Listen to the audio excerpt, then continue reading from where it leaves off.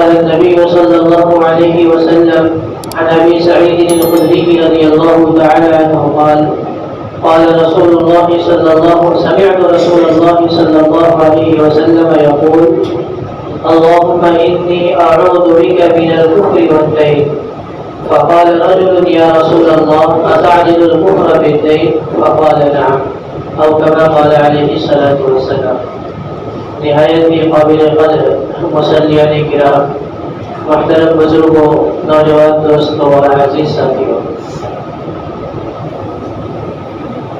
اللہ کے نبی صلی اللہ علیہ وسلم صحابہ کرام رضوان اللہ علیہم اجمعین کو وقتاً فوقتاً زندگی گزارنے کے طریقے بتلاتے اور سکھلاتے رہتے تھے، اور صحابہ کرام رضوان اللہ علیہم اجمعین کا بھی یہ محبوب مشغلہ تھا کہ وہ آپ صلی اللہ علیہ وسلم سے کچھ نہ کچھ ہر مجلس میں اور ہر بیٹھک میں سیکھ لیا کرتے تھے، سمجھ لیا کرتے تھے۔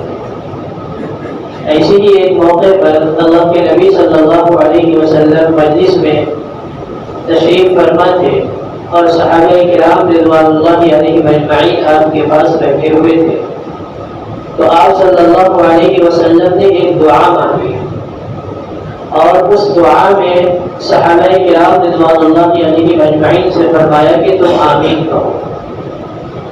جو دعا آپ صلی اللہ علیہ وسلم نے مانگی ہے اس کو میں نے ابھی شروع میں پڑھا۔ آپ صلی اللہ علیہ وسلم نے کہا اللہم انا نعوذ بک من عذاب القبر ونعوذ بک من فتنة المسیح الدجال ونعوذ بک من فتنة المحیا والممات ونعوذ بک من المأثم ونعوذ بک من المغرب۔ 5 چیزوں سے اس میں اللہ کے نبی صلی اللہ علیہ وسلم نے پناہ مانگی، اور صحابہ کرام رضوان اللہ علیہ اجمعین سے آپ نے فرمایا کہ تم بھی اس طرح کہو۔ مجلس کے اندر ہی آپ صلی اللہ علیہ وسلم نے صحابہ کرام رضوان اللہ علیہ اجمعین سے یہ دعا منگوائی۔ اس دعا کا ترجمہ یہ ہے کہ اے اللہ، اللہم انا نعوذ بک من عذاب القبر، اے اللہ ہم آپ سے قبر کی عذاب سے پناہ مانگتے ہیں۔ اور دوسرا جملہ ہے وَنَعُوذُ بِكَ مِن فِتْنَةِ الْمَسِيحِ الدَّجَّالِ، مسیح دجال کے فتنے سے اے اللہ ہم آپ کی پناہ مانگتے ہیں۔ اور تیسرا جملہ ہے وَنَعُوذُ بِكَ مِنَ الْمَحْيَا وَالْمَمَاتِ، زندگی اور موت کے فتنے سے۔ زندگی کے بھی فتنے ہیں اور موت کے بھی وقت فتنے ظاہر ہوتے ہیں، دونوں فتنے سے اے اللہ ہم آپ کی پناہ مانگتے ہیں۔ اور چوتھی دعا آپ صلی اللہ علیہ وسلم نے مانگی وَنَعُوذُ بِكَ مِنَ الْمَأْثَمِ، اے اللہ ہم آپ سے گناہوں والی زندگی سے پناہ مانگتے ہیں۔ اور 5ویں دعا آپ صلی اللہ علیہ وسلم نے یہ مانگی وَنَعُوذُ بِكَ مِنَ الْمَغْرَبِ، اے اللہ ہم آپ سے قرض سے پناہ مانگتے ہیں۔ تو اللہ کے نبی صلی اللہ علیہ وسلم نے ایک مجلس کے اندر یہ 5 دعائیں مانگی، جس میں اللہ تبارک و تعالی سے ان 5 چیزوں سے پناہ مانگی، صحابہ سے بھی کہلوایا سکھلانے کے لیے کہ زندگی میں اس دعا کو مانگنے کا اہتمام کریں۔ شروع کی جو 4 چیزیں ہیں اس کے بارے میں باتیں ہم سنتے رہتے ہیں، وقتاً فوقتاً باتیں آتی رہتی ہیں، عذاب قبر سے پناہ مانگنا، اسی طرح فتنہ مسیح دجال سے پناہ مانگنا، اسی طرح زندگی اور موت کے فلسفے کو بھی ہم سنتے رہتے ہیں، اسی طرح گناہوں کی زندگی سے بچنا، اس سلسلے میں بھی ہمارے سامنے باتیں آتی رہتی ہے۔ آخری جو دعا کا جملہ ہے اور اللہ کے نبی صلی اللہ علیہ وسلم نے مانگی ہے کہ اللہ ہمیں قرض سے پناہ عطا فرمائیے، انشاءاللہ اس عنوان پر ابھی کچھ باتیں عرض کرنے کی کوشش کی جائے، کیونکہ پچھلے ہفتے میں ہمارے سامنے بات آئی کہ ہم سیکھنے کی کوشش کریں۔ جو جمعہ کی مجلس ہوتی ہے بہت کم ہمیں موقع ملتا ہے دینی مجلسوں میں بیٹھنے کا، یہ تو جمعہ کی ہی برکت ہے کہ ہم لوگ آ کر کے ایک جگہ بیٹھ جاتے ہیں، 100-200 کا مجمع ہو جاتا ہے، ورنہ آپ پیسے خرچ کر ڈالیے اور کچھ بھی کر جائیے، اتنے سارے لوگ ایک ساتھ نہیں بیٹھتے۔ اس لیے جمعہ کے موقع کو بھی غنیمت سمجھ کر کے ہم لوگ شروع میں آنے کی کوشش کریں۔ میں نے پچھلے ہفتے بھی عرض کیا تھا تاکہ ہم کچھ کہیں اور سنیں اور اس کو زندگی میں برتنے کی کوشش کریں. یہ جو میں ابھی بات عرض کرنے جا رہا ہوں بہت اہم چیز ہے اور ہماری روزمرہ کی زندگی سے متعلق ہے. قرض ہم لفظ بولتے رہتے ہیں قرض اور سنتے بھی رہتے ہیں. اللہ کے نبی صلی اللہ علیہ وسلم نے قرض سے پناہ مانگی اور صحابہ کرام رضوان اللہ علیہ اجمعین کو قرض سے پناہ مانگنے کی دعا سکھلائی اور ان کو یہ بتلایا وقتاً فوقتاً کہ قرض جو ہے یہ بہت بری چیز ہے. قرض میں مبتلا ہو جانا اور قرض لے لینا بغیر ضرورت کے یہ بہت بری بلا ہے, بہت بری عادت ہے. یہ اللہ کے نبی صلی اللہ علیہ وسلم نے ہم سب کو سمجھایا ہے. تو ہم اس نیت سے کہیں سنیں کہ انشاءاللہ جو باتیں ابھی آ سکے گی اس پر ہم لوگ عمل کرنے کی کوشش کریں گے. دوسری دعا بھی ہم سنتے رہتے ہیں. قرآن پاک کی آیت ہے ربنا آتنا فی الدنیا حسنہ وفی الآخرۃ حسنہ وقنا عذاب النار. اے اللہ ہمیں آتنا فی الدنیا حسنہ, دنیا کی بھی بھلائی عطا فرما اور آخرت کی بھی بھلائی عطا فرما. اس کے آگے اللہ کے نبی صلی اللہ علیہ وسلم دعا مانگا کرتے تھے اور فرمایا کرتے تھے وقنا عذاب القبر وقنا عذاب الحشر وقنا عذاب الدین. 3 جملے پڑھایا کرتے تھے آپ صلی اللہ علیہ وسلم دعا میں کہ اللہ دنیا اور آخرت کی بھلائی نصیب فرما اور قبر کے عذاب سے بچا اور اسی طرح حشر کے عذاب سے بچا اور اسی طرح قرض کے عذاب سے بچا. اللہ کے نبی صلی اللہ علیہ وسلم نے قرض کو عذاب فرمایا کہ اللہ قرض کے عذاب سے بھی ہمیں بچائے رکھ, اس سے بھی ہماری حفاظت کرنا. ہم سمجھ سکتے ہیں کہ کتنی خراب چیز ہے. اسی طرح ایک موقع پر حضرت ابو سعید خدری رضی اللہ تعالیٰ عنہ کی روایت ہے جس کو میں نے ابھی خطبے میں پڑھا. حضرت ابو سعید خدری رضی اللہ تعالیٰ عنہ فرماتے ہیں کہ میں نے رسول اللہ صلی اللہ علیہ وسلم سے سنا سمعت رسول اللہ صلی اللہ علیہ وسلم یقول اللہم انی اعوذ بک من الکفر والدین. اے اللہ میں آپ سے کفر سے اور قرض سے پناہ مانگتا ہوں. تو ابو سعید خدری رضی اللہ تعالیٰ عنہ فرماتے ہیں کہ میں نے سنا کہ ایک آدمی, ایک صحابی وہاں موجود تھے, انہوں نے کہا فقال رجل یا رسول اللہ اتعدل الکفر بالدین اتعدل الکفر بالدین. کہ اللہ کے رسول صلی اللہ علیہ وسلم آپ کفر کو اور قرض کو ایک پلے میں رکھتے ہیں برابر کو, یعنی کہا آپ نے پناہ مانگا کفر سے, پناہ مانگی کفر سے بھی اور قرض سے بھی, تو کیا کفر جیسی سب قریب چیز اور خراب چیز کے بالمقابل قرض کو لایا جا سکتا ہے؟ تو اللہ کے نبی صلی اللہ علیہ وسلم نے جواب دیا نعم. فقال نعم, فرمایا ہاں میں نے کوئی غلطی سے یہ بات نہیں کہی ہے یا زبان سے چوک ہو گئی ہو, بلکہ میں نے جان بوجھ کر کے جس طرح کفر سے اللہ تبارک و تعالیٰ کی پناہ مانگی ہے اسی طرح قرض سے بھی اللہ تبارک و تعالیٰ سے پناہ مانگی ہے. تو یہ ہے قرض کے سلسلے میں اللہ کے نبی صلی اللہ علیہ وسلم کے فرامین. 3 ارشادات میں نے آپ صلی اللہ علیہ وسلم کی آپ کے سامنے رکھے. اس لیے ہم یہ سمجھیں کہ ہم جو زندگی گزارتے ہیں تو ہماری زندگی گزارنے میں بہت ساری چیزوں کا تعلق جو ہے ہماری زندگی کے ساتھ وہ خواہشات کا ہے. بہت ساری چیزیں ہمارے ساتھ خواہشات کی لگی ہوتی ہیں اور ہماری زندگی میں بہت ساری چیزیں ایسی ہیں جو ضروریات کی ہیں. خواہشات جو ہے وہ لامحدود ہے, اس کی کوئی حد نہیں, کوئی کنایہ نہیں ہے. آدمی کو جتنا مل جائے آدمی سمجھتا ہے کہ یہ کم ہے. اگر کسی آدمی کے پاس کچھ کم ہے اور اسے کچھ حاصل ہو جائے تو کچھ دنوں کے بعد اس کو یہ لگتا ہے کہ یہ بھی کم ہے, مزید حاصل ہے. آدمی کے پاس ایک گھر ہے, چھوٹا سا گھر ہے, اسے ایک بڑا گھر مل جائے تو خوش ہوتا ہے, کچھ دن اطمینان کی زندگی گزارتا ہے, پھر اسے طلب لگتی ہے کہ نہیں اس سے بڑا گھر ہونا چاہیے, اس سے اچھا گھر ہونا چاہیے. پھر اگر خدا نہ خواستہ وہ بھی مل جائے تو پھر آدمی کچھ دن سکون سے زندگی گزارتا ہے, پھر سوچتا ہے کہ نہیں اس سے بھی اچھا اور عمدہ گھر ہونا چاہیے. تو یہ خواہشات ہے. تو انسان کی خواہشات جو ہے وہ لامحدود ہے, اس کی کوئی حد نہیں, اس کا کوئی کنارہ نہیں. جتنا آدمی چاہے خواہشات بڑھتی رہتی ہے. اسی لیے اللہ کے نبی صلی اللہ علیہ وسلم نے فرمایا لو كان لابن آدم واديا من ذهب لابتغى ان يكون له واديان. کہ اگر کسی آدمی کو, ابن آدم کو سونے کی ایک وادی مل جائے، چاروں طرف پہاڑ ہو اور بیچ میں جو گڑھا ہے اس کو بھر کر کے سونا دے دیا جائے، لابتغى ان يكون له واديان، تو یہ خواہش کرے گا کہ دو وادی اس طرح سونے کی ہو جائے۔ وَلَوْ كَانَ لَهُ وَادِيَانِ لَابْتَغَىٰ أَن يَكُونَ لَهُ ثَالِثًا، اور اس کو دو وادی بھی مل جائے تو یہ خواہش کرے گا کہ کاش تین وادیاں سونے کی ہو جاتی۔ آگے فرمایا وَلَا يَمْلَأُ جَوْفَ ابْنِ آدَمَ إِلَّا التُّرَابُ، کہ آدمی کے پیٹ کو مٹی کے علاوہ کوئی چیز نہیں بھر سکتی۔ تو آدمی کی خواہشات لامحدود ہیں، خواہشیں بڑھتی رہتی ہے، خواہشیں بڑھتی رہتی ہے۔ ہم زندگی گزاریں گے تو ہمارے ساتھ خواہشات بھی لگی ہوئی ہے اور ہمارے ساتھ ضروریات بھی لگی ہے۔ ہمیں اسلام میں یہ سکھلایا گیا ہے کہ ہم خواہشات کے پیچھے نہ پڑیں، خواہشات میں پڑ کر کے اپنے آپ کو مصیبت میں نہ ڈالیں، خواہشات میں پڑ کر کے اپنے آپ کو قحط اور تکلیف میں نہ ڈالیں، خواہشات میں پڑ کے اپنے آپ کو الجھن میں نہ ڈالیں، کرب میں نہ ڈالیں، بلکہ فرمایا کہ ضروریات کی فکر کریں۔ جو ہماری ضروریات ہے وہ ضروریات کی فکر کریں۔ خواہشات نہ پوری ہوئی ہے کسی کی، نہ ہو سکتی ہے۔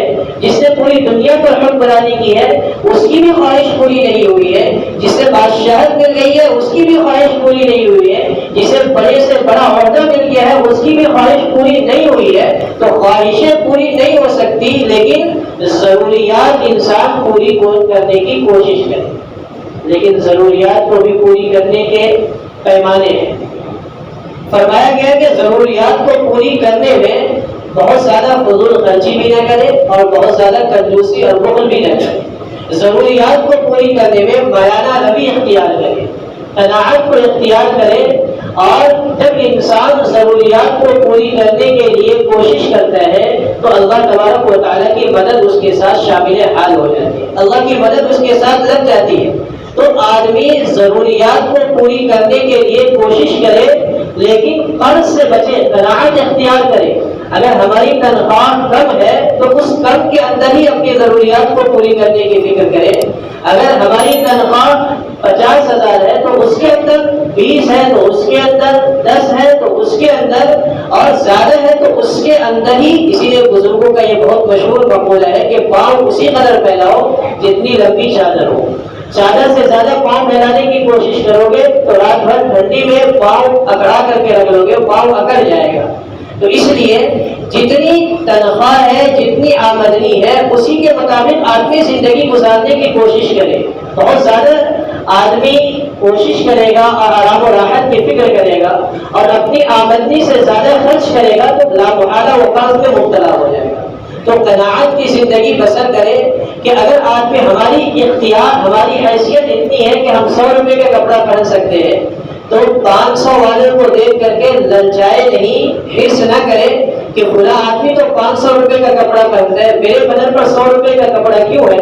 مجھے بھی 500 روپے کا کپڑا پہننا چاہیے، میرے بدن پر بھی 500 روپے کا کپڑا ہو، تو پھر یہ آدمی جا کر کے قرض میں مبتلا ہو جائے گا، قرض کی بیماری لگ جائے گی اسے۔ اسی لیے یہ کہا گیا کہ جو آدمی قناعت کے ساتھ زندگی گزارتا ہے وہ آدمی امیر ہوتا ہے، اور جو آدمی قناعت کے ساتھ زندگی نہیں گزارتا وہ کتنا بھی مالدار ہو وہ تنگ دست ہو جاتا ہے۔ کیونکہ آدمی لاکھوں روپے کما رہا ہے لیکن وہ بے بہاوا جہاں چاہ رہا ہے وہاں خرچ کر رہا ہے، تو پھر وہ آدمی تنگ دست ہو جاتا ہے۔ مہینہ ختم ہونے سے پہلے وہ دوسروں کے سامنے ہاتھ پھیلانے پر مجبور ہو جاتا ہے۔ تو جو آدمی جہاں کہیں بھی ہو قناعت کے ساتھ زندگی گزارتا ہے تو قناعت کے ساتھ زندگی گزارنے والا امیری کے ساتھ زندگی گزارتا ہے، گرچہ اس کی آمدنی کم ہو، اور قناعت کے ساتھ زندگی نہ گزارنے والا تنگی کے ساتھ، مفلسی کے ساتھ، ذلت کے ساتھ زندگی گزارتا ہے چاہے اس کی آمدنی بہت زیادہ ہے۔ عبداللہ بن مبارک رحمۃ اللہ علیہ بڑے محدث اور بڑے بزرگ گزرے ہیں، وہ کہتے ہیں کہ پہلے تاجر تھے، کپڑوں کا تجارت کیا کرتے تھے۔ وہ کہتے ہیں کہ مالداروں کے ساتھ رہتا تھا، میں 500 درہم کا کپڑا پہن کے گیا تو میں نے دیکھا دوسرے تاجر کو کہ وہ وہ 600 درہم کا کپڑا پہنا. میں نے سوچا کہ اب 600 درہم کا کپڑا سلاؤں گا.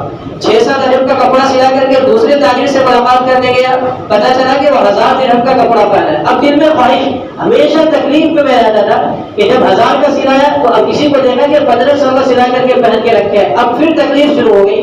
انہوں نے کہا اللہ نے میری زندگی بدلی, میں غریبوں کے ساتھ بیٹھنا شروع کیا, مسجدوں میں جانا شروع کیا, طالب علموں کے ساتھ بیٹھنا شروع کیا, تو اب میری کیفیت بدل گئی, میں سکون پا گیا. اب میرے پاس 100 روپے کے کپڑے ہوتے تھے تو میں طالب علموں کو دیکھتا تھا کہ اس کے پاس 10 درہم کے کپڑے, تو مجھے سکون کی زندگی نصیب ہو گئی.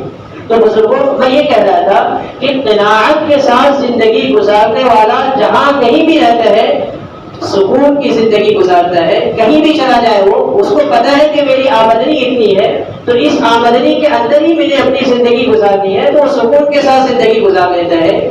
اور قناعت کے ساتھ زندگی نہ گزارنے والا کہیں بھی چلا جائے وہ پریشان حال رہتا ہے. کتنی بھی تنخواہ ہو, کتنی بھی آمدنی ہو, پریشانی کے ساتھ زندگی گزارتا ہے. اس لیے حتی الامکان ہمیں قرض سے بچنے کی کوشش کرنی چاہیے, اور قرض سے بچنے کی کوشش اسی وقت کامیاب ہو سکتی ہے جب ہم اپنی زندگی کے اندر قناعت کو لائے, اپنی زندگی کے اندر میانہ روی کو لائے, ہم اپنی آمدنی کے مطابق اپنی زندگی کو گزارنے کا ہنر سیکھ لے تو ہماری زندگی پرسکون ہو جائے. اسی لیے آج کے دور میں جب آدمی زندگی گزار رہا ہے اور اپنی ضروریات کو پوری کر رہا ہے, ضروریات کیا ہے؟ انسان کی جو بنیادی ضرورتیں ہیں, کہتے ہیں کہ روٹی ہے, کپڑا ہے, مکان ہے. دوائی کے لیے کبھی پیسے کی ضرورت پڑ جائے گی, سواری کی کبھی ضرورت پڑ جائے گی, یہ تمام چیزیں ضروری ہے. ان چیزوں کے لیے بھی انسان کو کبھی کبھی قرض کی ضرورت پڑ جاتی ہے. ضروریات خواہشات کو پوری کرنے کے لیے قرض سے تو منع کیا ہی گیا, لیکن ضروریات کو پوری کرنے کے لیے بھی قرض سے بچنے کی حتی الامکان کوشش کرنے کی ہمیں ترغیب دی گئی ہے. لیکن انسان ہے, ہماری زندگی ہے, آدمی کے حالات ایک جیسے نہیں ہوتے.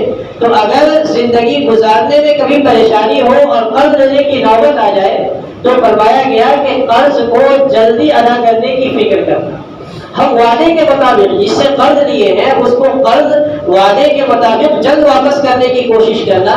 آج جو ایسا نہ ہو کہ ہم قرض لیتے وقت تو بہت میٹھے ہوتے ہیں, بہت ہماری زبان عمدہ ہو جاتی ہے, اور جس سے قرض لینا چاہتے ہیں اسے خوب بڑھا چڑھا کر کے اس کے سامنے اس کے قصیدے پڑھتے ہیں, اس کی تعریف کرتے ہیں, اور جب قرض مل گیا اس کے بعد ہم چھپتے پھرتے ہیں. اسے دیکھا جس سے ہم نے قرض لیا تھا, اسے اس راستے پر دیکھا, ہم نے دوسرا راستہ پکڑ لیا. اسے دوسرے راستے پر دیکھا, ہم نے تیسرا راستہ پکڑ لیا. ایسا نہیں ہونا چاہیے. اللہ کے نبی صلی اللہ علیہ وسلم نے فرمایا کہ 6 چیزوں میں جلدی کرنا یہ میری سنت ہے, باقی چیزوں میں جلد بازی کرنا شیطان کا کام ہے. ان 6 چیزوں میں اللہ کے نبی صلی اللہ علیہ وسلم نے ایک حدیث میں فرمایا, صلاۃ لا یؤخرهن, الصلاۃ اذا آنت والجنازۃ اذا حضرت والأيم اذا وجدت لها كفوا. جنازے کی نماز جب تیار ہو جائے تو اس میں تاخیر مت کرو, نماز جب اس کا وقت ہو جائے اس میں تاخیر مت کرو, اور بے نکاح لڑکا اور لڑکی جب اس کے لیے مناسب جوڑا مل جائے تو اس کے نکاح کرنے میں دیر مت کرو. اسی طرح چوتھی چیز یہ بیان فرمائی کہ اگر کوئی مہمان آ جائے تو اس کی ضیافت کرنے میں دیر مت کرو. اور 5ویں چیز یہ فرمائی کہ اگر تم کسی سے قرض لیے ہو اور قرض دینے کا وقت آ گیا تو اس میں تاخیر مت کرو. اور 6ٹھی ایک اور چیز بیان فرمائی ہے کہ یہ 6 چیزیں ہیں جس میں انسان کو تاخیر نہیں کرنا چاہیے, جیسے ہی ہو گیا ویسے ادا کرنے کی کوشش کرنی چاہیے. تو ہم اگر کبھی ضرورت کے تحت کسی سے قرض لے لیں تو قرض لینے کے بعد قرض کی ادائیگی کی فکر کرنا اور اس سلسلے میں فکر مند رہنا یہ ضروری ہے. ورنہ آج جو ہمارا رویہ ہو گیا ہے قرض کے سلسلے میں کہ قرض لے کر کے ہم دینے کا نام نہیں لیتے, اس لیے جو شریف قسم کے لوگ ہیں جو چاہتے ہیں کہ معاشرے میں لوگوں کی مدد کریں, قرض دیں, وہ یہ ڈرتے ہیں کہ اگر میں نے اس کو قرض دے دیا تو اسے تو دینا ہے نہیں, اب جب یہ دے گا نہیں تو میں اس سے مانگوں گا, اور جب اس سے مانگوں گا تو یہ ٹال مٹول کرے گا, اور جب ٹال مٹول کرے گا تو غصہ, اور غصے کے بعد لڑائی جھگڑے کی نوبت آئے گی. اس سے آدمی سوچتا ہے کہ دے کر کے فائدہ ہی نہیں, جانے تو تم سمجھو تمہارا کام سمجھے. آدمی قرض دینے سے بھی معاشرے کے اندر گھبرا رہا ہے.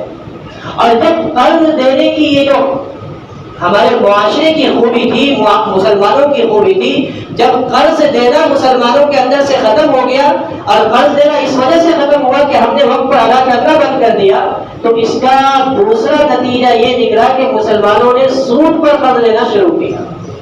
اب سوناروں کے پاس جا کر کے، اور جو لوگ سودی کاروبار کرتے ہیں اس کے پاس جا کر کے ایمان والا سود لے رہا ہے. اتنی سخت وعیدیں ہیں سود کی، کسی موقع پر انشاءاللہ یہ بات بھی آئے گی.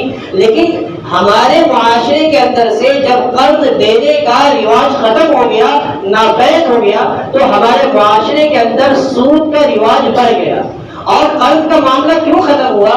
معاملہ اس لیے ختم ہوا، دینے والا اس لیے ڈرنے لگا کہ میں دوں گا تو یہ دینے والا مجھے دے گا نہیں، مجھے پریشان کرے گا، اس سے بچنا ہے. تو اس کی اصلاح کی ضرورت ہے. آدمی جو اللہ نے جسے توفیق دی ہے، اور کسی کو ہم دیکھیں کہ وہ قرض لے رہا ہے اور مانگ رہا ہے، تو ہم اس کو دیں، اللہ کے واسطے دیں. لیکن اسی کے ساتھ اللہ کے نبی صلی اللہ علیہ وسلم اسلام جو ہے ہماری ہر جگہ رہنمائی کرتا ہے. اگر دینے والے کو یہ تاکید کرتا ہے کہ دو، تو لینے والے کو یہ تاکید کرتا ہے کہ لینے کے بعد ادائیگی کی فکر کرو. اللہ کے نبی صلی اللہ علیہ وسلم نے فرمایا کہ اگر کوئی آدمی، میں معراج کی رات میں گیا، رأیت لیلۃ مسری بی علی باب الجنۃ مکتوبہ، جب میں معراج کے لیے گیا تو جنت کے دروازے پر لکھا ہوا دیکھا. کیا لکھا ہوا دیکھا؟ الصدقۃ بعشر امثالها والدین بثمانیۃ عشر، کہ صدقہ کرنے کا 10 گنا ثواب ملے گا اور قرض دینے کا 18 گنا ثواب ملے گا. یہ قرض کی فضیلت اللہ کے نبی صلی اللہ علیہ وسلم بیان فرما رہے ہیں. یعنی جو آدمی معاشرے میں صاحب حیثیت ہے، جو قرض دے سکتے ہیں اپنا مسلمان بھائی کو، اور اس کی مدد کر سکتے ہیں، اس کا تعاون کر سکتے ہیں، تو اس کے لیے فضیلت بیان فرمائی کہ تم صدقہ دے کر کے، خیرات دے کر کے اس کی عادت خراب مت کرو، بلکہ قرض دو تاکہ وہ کوشش کرے گا، کمائے گا آگے جا کر کے، اور تمہاری قرض ادا کرے گا. تو تم صدقہ دو گے تو 10 گنا ثواب ملے گا، لیکن قرض دو گے تو 18 گنا تمہیں ثواب دیا جائے. یہ اللہ کے نبی صلی اللہ علیہ وسلم نے ایک طرف یہ تاکید کی.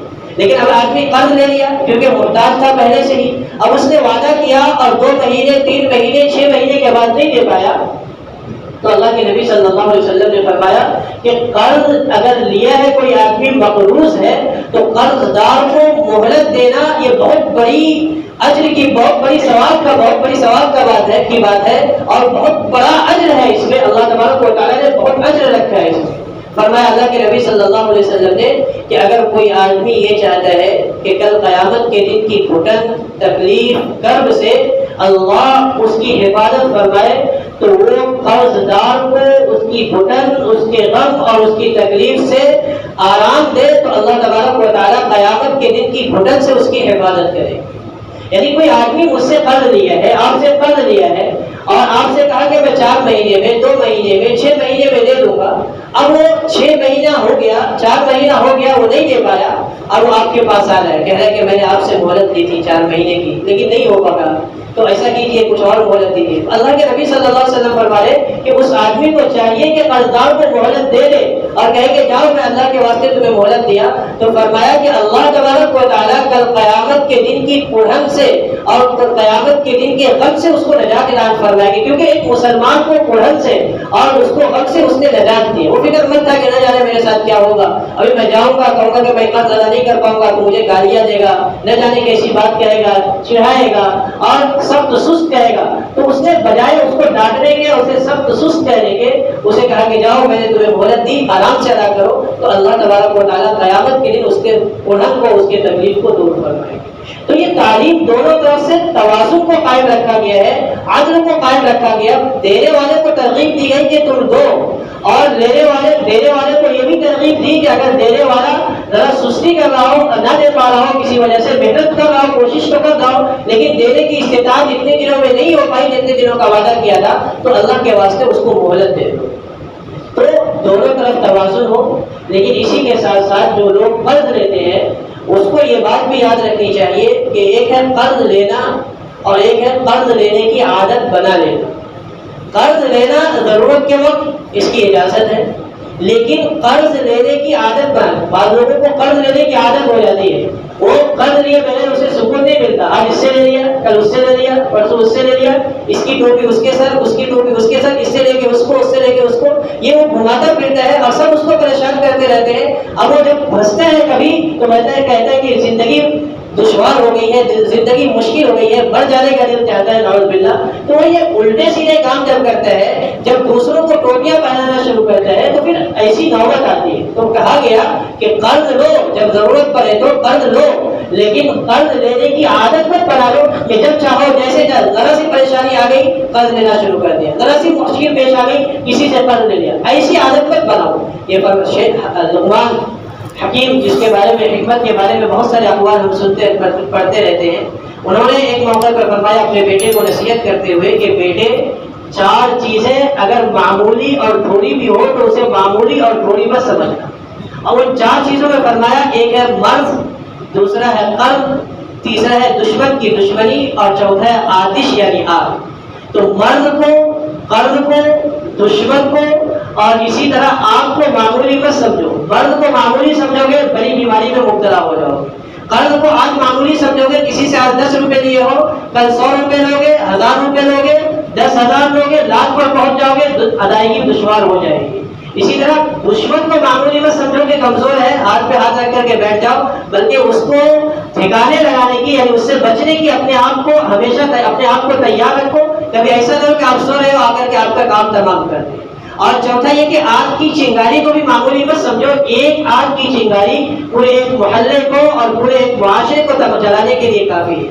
تو یہ 4 چیزیں ہیں، ان 4 چیزوں میں لقمان حکیم نے فرمایا کہ قرض کو بھی معمولی مت سمجھو، قرض کو بھی ذرا سی بھی ہو تو اسے جلد ادا کرنے کی فکر کرو۔ یہ ہمارے اللہ کے نبی صلی اللہ علیہ وسلم نے ہم سب کو تعلیم دی۔ اللہ کے نبی صلی اللہ علیہ وسلم نے ایک موقع پر فرمایا کہ قرض لینا یہ رات کے لیے رنج و افسوس ہے اور دن کے لیے ذلت و خواری ہے۔ جو آدمی قرض لیتا ہے تو رات میں رنج میں مبتلا ہوتا ہے کہ صبح ہو کر کے کیسے ادا کروں گا، افسوس کرتا ہے کہ کیوں قرض لے لیا، اور جب دن ہو جائے تو دن میں اب کیونکہ جن لوگوں سے قرض لیا ہے قرض خواہوں کے سامنے جانا ہے، تو قرض خواہوں کے سامنے جانے کی وجہ سے وہ دشواری محسوس کرتا ہے، ذلت و خواری محسوس کرتا ہے۔ تو فرمایا کہ رات میں رنج ہے، مصیبت ہے، اور دن میں قرض لینا یہ انسان کے لیے ذلت و خواری ہے۔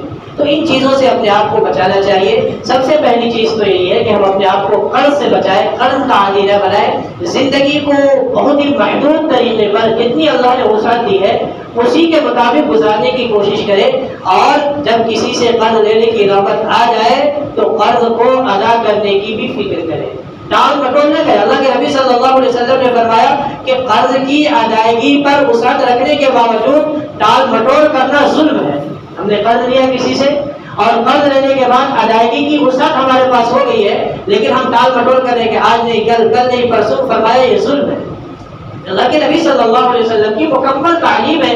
فرمایا کہ حضرت ابو ہریرہ رضی اللہ تعالیٰ عنہ کی روایت ہے، حضرت ابو ہریرہ رضی اللہ تعالیٰ عنہ فرماتے ہیں کہ من اخذ اموال الناس، کہ وہ آدمی کسی آدمی کا مال لے، یعنی قرض کے طور پر مال لے، یرید اداءہا، اور اس نے ادائیگی کا ارادہ بھی کیا ہے، اداہ اللہ عنہ، اللہ تبارک و تعالیٰ اس کی طرف سے ادائیگی کا انتظام کرے گی۔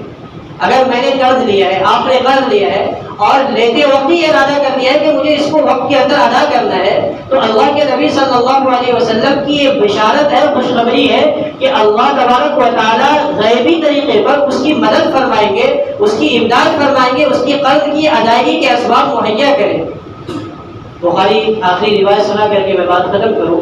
امام بخاری رحمۃ اللہ علیہ نے کئی مواقع پر ایک واقعے کو، بنی اسرائیل کے ایک واقعے کو نقل کیا کہ ایک دوست اپنے دوسرے دوست کے پاس آیا اور اس سے کہا کہ میرے پاس ضرورت کے لیے پیسے نہیں ہیں، آپ مجھے 1000 درہم دے دیں، کسی وقت میں ادا کر دوں گا۔ قرآن کا حکم یہ ہے کہ جب تم قرض لو، یا ایھا الذین آمنوا اذا تداینتم بدین الی اجل مسمى فاکتبوہ، کہ جب تم کسی مدت کے لیے قرض لو تو اس کو لکھ لیا کرو۔ قرآن کا یہ حکم ہے، قرض لو تو اسے بھی لکھ لو اور قرض دو تو اسے بھی لکھ لو، تاکہ بعد میں لڑائی جھگڑے کی نوبت نہ آئے، فساد کی نوبت نہ آئے اور الجھنے کی نوبت نہ آئے۔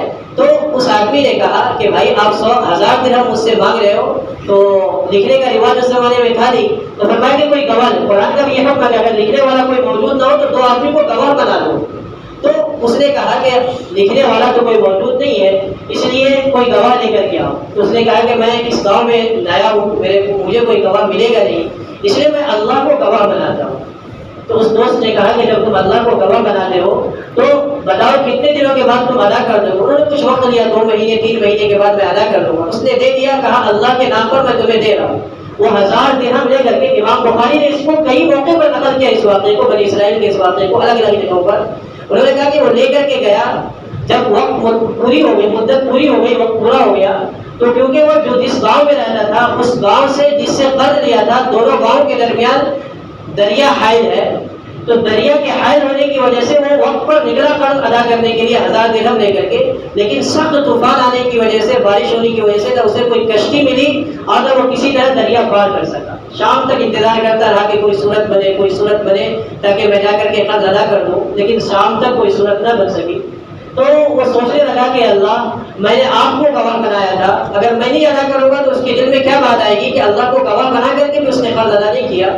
اس نے ایک لکڑی لی اور لکڑی کو اس میں سوراخ کیا، بڑی سی لکڑی لے کر کے، اور اس میں سوراخ کر کے 1000 درہم اس کے اندر ڈال دیا، ایک پرچی لکھی کہ دیکھو میں نے اللہ کو گواہ بنا کر کے تم سے قرض لیا تھا، اب بارش سخت ہے، طوفان بھی ہے دریا کے اندر، میں نہیں آ سکتا، کشتی بھی نہیں مل پا رہی ہے، لیکن کیونکہ اللہ کو حاضر ناظر سمجھ کر کے، اللہ کو گواہ بنا کر کے میں نے لیا تھا، میں اس لکڑی میں ڈال کر کے دریا کے حوالے کرتا ہوں، جس اللہ کو گواہ بنایا تھا وہ اللہ سے امید ہے کہ وہ اللہ پہنچا دے گا۔